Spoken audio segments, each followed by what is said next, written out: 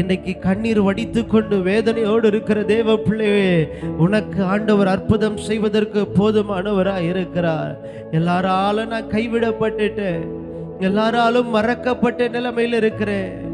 எனக்காய் கை கொடுக்கும்படியார் யாரும் இல்லை, எனக்காய் பிணைப்படுகிறவர் ஒருவரும் இல்லை, என் காரியத்தை மேற்போட்டு கொள்ளுகிறவர்கள் ஒருவரும் இல்லை என்று சொல்லி உள்ளம் உடைந்து போன நிலைமையில் இருக்கிற அருமையான தேவ பிள்ளையே, இன்றைக்கு உன்னுடைய கண்ணீரின் சத்தத்திற்கு நான் ஆண்டவர் பதில் கொடுக்கிறார்.